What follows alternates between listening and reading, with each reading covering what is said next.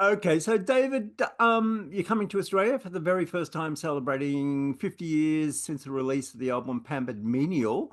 The obvious question is, why have you never been to Australia with the band? Well, I have been there, but not with the band. Okay. About 40 years ago, I was down there and CBS gave me a platinum record, which was on my wall behind me, which I would show you if my phone was working properly.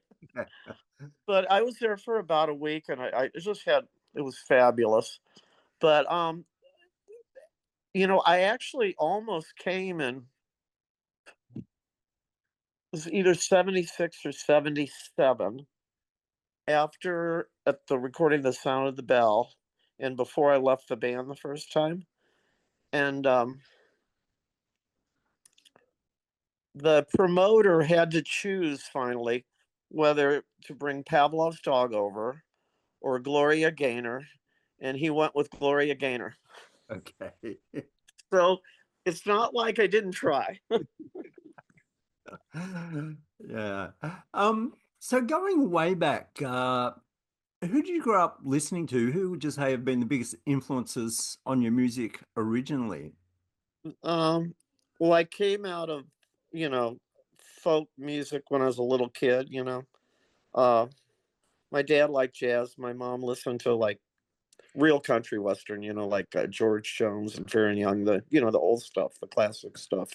But what really kicked me into gear as a songwriter was Fairport Convention and the first couple King Crimson records, and I'm kind of an amalgam of that, I guess, in some ways. I mean, that first King Crimson record has a lot of acoustic guitar and folk influenced songs. I Talk to the Wind, stuff like that. So yeah, those two were really instrumental. And of course, I love the heaviness of King Crimson with the light uh, material, you know, Yeah. epitaph stuff like that. Yeah, back in the day, for some reason, I always thought that Pavlov's Dog was a UK band, because I don't know, it just sounded that way. The picture of the band wasn't on the front cover, so I thought they must be from the UK. Yeah, we hear that a lot, and we've heard that we're from Germany a lot. Okay. And some of that might stem from the fact that we did a lot of concerts with a Anglo-German band called Nectar, Mm, and they were British expats who lived in Germany. So I think it just the whole thing got goofed up somewhere in the press somewhere. yeah. But yeah, we've been accused of being from the UK, Germany. I don't think anybody knows we're from Missouri, really. Yeah. Were there many other bands coming out of Missouri at the time? Um, well, there was a scene here. Um, it was kind of like a college circuit scene, kind of. And I mean, there was Aria Speedwagon Okay. and Dan Fogelberg, and I think they lived in the same house in Champaign, Illinois, which is just a couple hours from here. But that was, I mean, we played Champaign, we played Chicago, we played Springfield, you played St. Louis, you played the Springfield in Missouri, you played Kansas City, you know. So there was those. Kansas was around then. Um, uh, I mean, but that I mean, there was a handful of us, that were doing concerts. Um, we were certainly the only progressive band of the lot. Yeah. We were insane. We carried around two Mellotrons. Okay. It was like, I mean, I don't know what was the matter with us, but yeah. Yeah. Is that in case one went down or you actually used? No, no, we actually used them. Yeah, David Hamilton played organ and piano and had this Italian string ensemble thing, uh, art string ensemble, I think it was called. And then Douglas Rayburn had the two Mellotrons, and other they had mini Moogs. We had we had probably the only Mellotrons in the country. We probably had the earliest mini Moogs in the country. But yeah, yeah, yeah, it was. There weren't many of us. Let's put it that way, and nobody knew what to make of us. Yeah. I mean, you couldn't dance to us. Yeah. So Um, was that gear problematic on stage at times? oh, I wanted to take like a blowtorch to the Mellotrons. I mean, set them on fire or something. I don't know. It was Douglas was very good at keeping them operating. Uh, Douglas Rayburn. In fact, Mellotron would contact Douglas and ask him, you know, what can we do to improve this? No. So yeah, it was problematic, definitely. It was reported that you were given $500,000 by ABC Records to record uh, Yeah. Pampered Menial. How did such a lucrative deal come about in those days? Um, I guess nobody's seen anything like us. Um, uh, I mean, we got a reputation for being really good live band, and I mean, there were bands that wouldn't even like Kiss wouldn't open for us. You know, uh, Aerosmith threw us off a tour after one or two dates because in case they had a bad night or something. I guess I don't really know, but I know we only made a couple shows, and it was supposed to be half a dozen or a dozen or something. But yeah, we were pretty good live. Yeah. Yeah, and you had bands like Heart, Journey, and Bob Seger supporting you at certain. Yeah, yeah, Slade. Yeah, you name it. Yeah, Uh, was there yeah. a support band you had a particular bond with? Um, no, not really. I mean, I had the honor of opening for Fairport Convention when they played St. Louis. I knew the promoter, and he called me up and he said, "Would you like a couple tickets to the show? I know that you're in love with Sandy Denny's voice." And I said, "Well, no, but how about if I just open the show for free? Just make sure there's a piano and a microphone for me, and I'll open the show." And he said, "Well, of course I'll do that." So yeah, I got to meet Sandy, and Yeah, yeah. that was kind of a thrill. But support bands, I guess the only one I really connected with was Nectar. And Roy Albritton, their lead singer, songwriter, guitar player, we were friends till the day he died. Okay. Yeah. Yeah. In What do you fact, I talked to him a month or so before he passed, actually. right? What are your memories of the recording sessions for Pampered Menu? Where did you record? How long did it take? Um, we were pretty fast. It was in New York in the big studio at Columbia Records where you see, Dylan cutting Highway 61 and Laura Nero and Miles Davis and you name it, they all recorded in that room. Bitches Brew was cut in that room. Um, uh, this is a huge. It was big enough for an orchestra, and we didn't really know what we're. At least I didn't know what I was doing. I was Rick Stockton and I were the two youngest, and the other guys were only 3 or 4 years older. But when you're 21 or 22, that's a lot. Um, at, at the band's peak, I believe you weren't very happy with some band members with the record company. If you had your time again, would you have done anything differently? No. After the second record came out, um, uh, a number of the band members decided that they were songwriters and they actually had no ability to write songs. So I said, "You guys do whatever you want. I don't care." And they went ahead and recorded some demos, sent it to Columbia Records, and Columbia Records said, "What is this crap you sent us? This is not what we bought." So our manager, I said, "Listen, I'm getting out of here." He goes, "Not till you deliver a third album."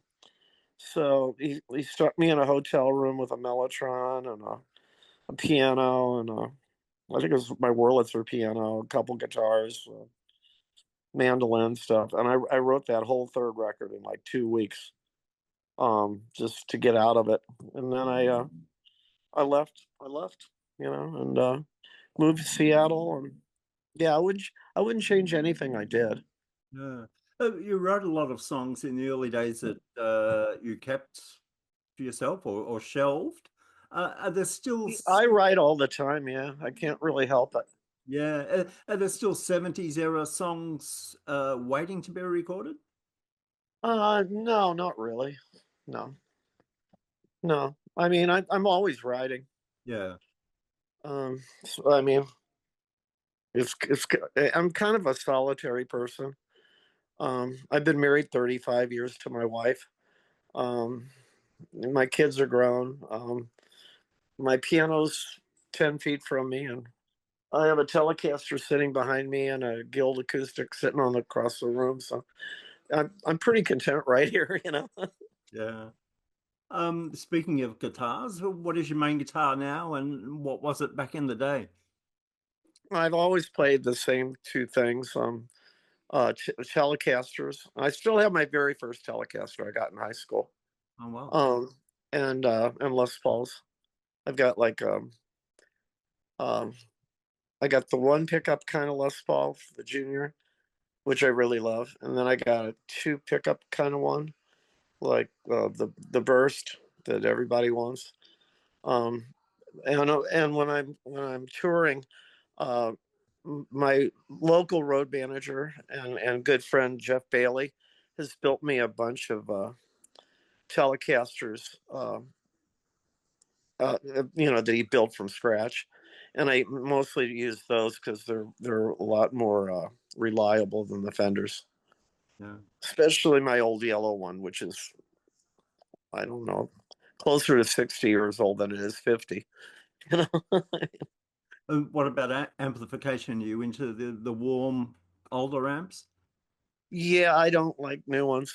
I record with it's a 1958 Gibson GA20.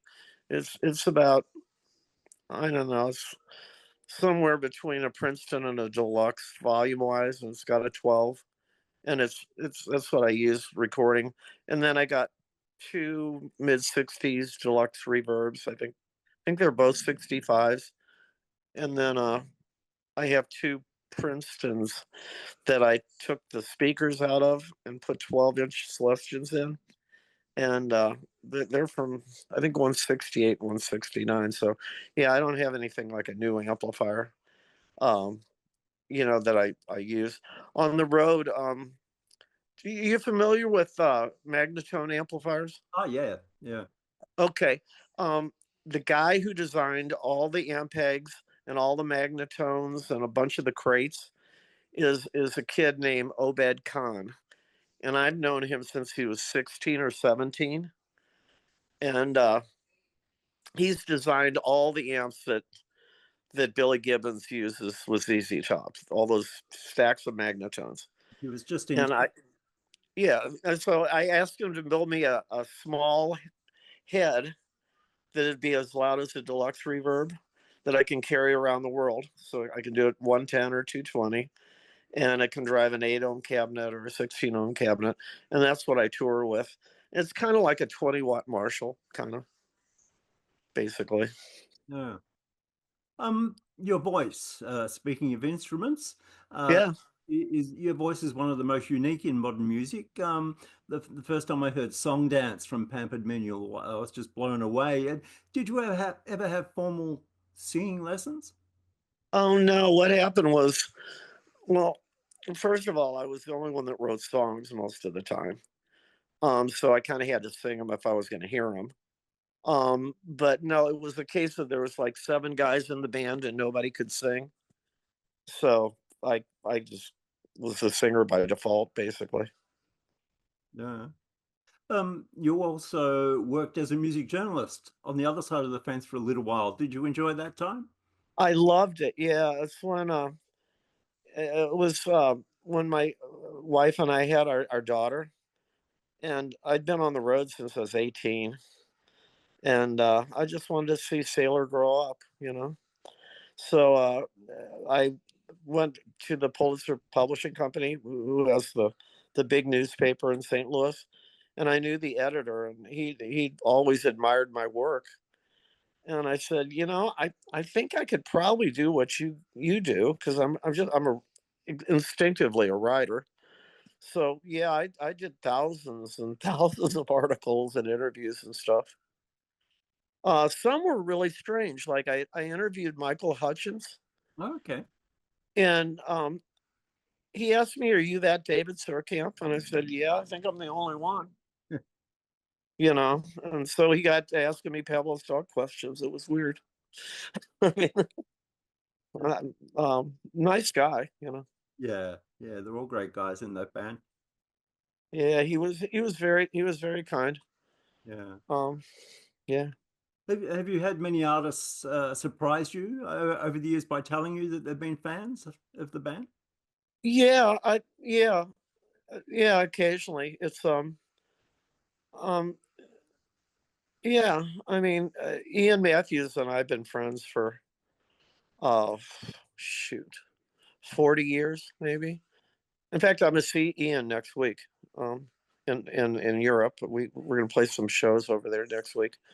Um and I was surprised that he liked my singing, because he's a way better singer than I am, obviously, you know. I mean, he and Sandy together, oh my god, you know, but you know, I try. But I mean, we put a band together called Hi-Fi, just basically because we're friends, and nobody on the planet would think that the two of us would sing together. So that was fun, you know. Yeah. So you're coming to Australia in October, playing Pampered Minia in full. Have you stayed loyal to the original versions of the songs? um, yeah, I mean, we tend to stretch out some more, like when we're on stage, just because that's what happens, you know.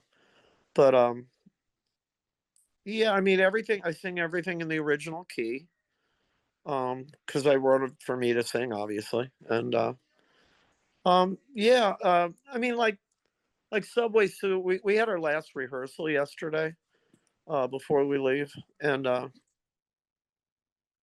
I think in the middle, there's only one solo on the original recording, but yesterday we were rehearsing, and I think I did the first solo, and Abby Styling, our violinist, did the second solo, and then Phil Ring, the other guitar player, did a solo. So, you know, they naturally stretch out, because that's what happens on stage. But that would be a perfect example. Yeah. Did we change the arrangements of the song? No, but you know, Are you playing it in track order? oh no, no, no. We take stuff out of every record. You know, I mean, our new record, Wonderlust, will be coming out in September, I believe. So, we're doing a song from that nobody's heard, Okay. and we're just you'll do a song from the Siegfried album, a song from Prodigal Dreamer, a song from well, Lost in America. I mean, yeah, I mean we there's a wide variety, but yeah, I've written a ton of songs, so they kind of they go in circles, but there's some things that I just have to sing because people expect it. Yeah. I mean, I don't want to get lynched for not doing Julia or something. So when you think back on your career, what are the real highlights that come to mind? Well, I guess I never thought of it as a career. I've always just kind of been a songwriter uh, type, but I mean, I love playing in front of people. I mean, that's never been an issue. I mean, we played Arrow Rock Festival, and it was what 50, 60,000 people. I couldn't. It was too many people for me. I'll tell you that. I couldn't see the end of the audience. Yeah, and you know, we've done lots of festivals over the years and stuff, but Saratoga, stuff like that. But um, I kind of like smaller venues, you know. Between 1,000 and 2,000 is perfect, actually, you know, Yeah. because I seem to be able to connect, uh, or I'm happier connecting maybe with something where I can kind of sort of handle the room. Yeah. Um, will you be meeting fans after concerts? I've always done it. Yeah. I'll tell you why. Before Pavlov's dog got a record deal, um, uh, I went out to see Dolly Parton play at this theme park outside of St. Louis. And it was July and it was 105, 110 degrees. And she came out with the wigs and the makeup and the dress. I mean, all that. And she sang, it was right when Jolene came out and I Shall Always Love You. So, what are we talking, 74 maybe? Mhm. Something like that. And then she got off that stage and she stood in the heat for at least a half hour, probably closer to 45 minutes, kissed every baby, signed every autograph. And it's like, if that little lady can do that, if I ever get a shot at doing concerts, I want to be like her. And I want to meet everybody. I want to shake everybody's hand. And yeah. So yeah, we make a practice of doing that every show. Yeah. I saw Hank B. Marvin from the Shadows Wow. on the weekend playing a gypsy jazz thing, and he spent at least 90 minutes signing autographs and having photos taken after the gig. He's got to be getting up there. 83. Wow. You know, last tour we threw the Savage, you know, the one of their songs, the Savage, into our set just because when I was a kid I learned how to play the Shadow songs. Okay. And yeah, it went down a storm, you know. Yeah. It's the only thing we did that I didn't write, but you know, I'm a guitar player too. Yeah. So yeah, I did my hat tip to Hank for sure, you know. So, what are you looking forward to most about the Australian tour? um Well, just to play there properly, because when I went down there, uh, to get said platinum record, um, I didn't play music. The highlight of my trip really was I was in a radio interview, and we got a call from George Vanda and Harry Young. Harry Young. Uh, oh no, it's Harry Vanda and George Young. I'm sorry, Yeah. Vanda and Young. I have that backwards. I'm sorry. And they called the radio station and invited me over to Albert Studios. Wow. And I spent the afternoon with them, and it was the greatest honor of my life because one of the very first songs I ever had on a 45 single was Friday on My Mind. Wow. So I was sitting there like just my mind was blown. That's all I can say. Yeah. Yeah. Quite a legacy that come from those two guys. Wow. No kidding. What great songwriters. Yeah. There'd be no ACDC without them either. No, there sure wouldn't, would there? You know? And they gave me a CD, Flash in the Pan, that they had just put out. Yeah. It was wonderful. It was wonderful. Uh, all right, David. Well, it's been a pleasure to talk to you, and we look forward to seeing the band down here, and I look forward to seeing your face in Australia. Well, please, can you introduce yourself when I'm there, I will. and we'll share beer. I mean, Yeah. we're from the beer capital of America, right here, St. Louis. You know, Okay. I think you can find a beer here too. I'll bet I can.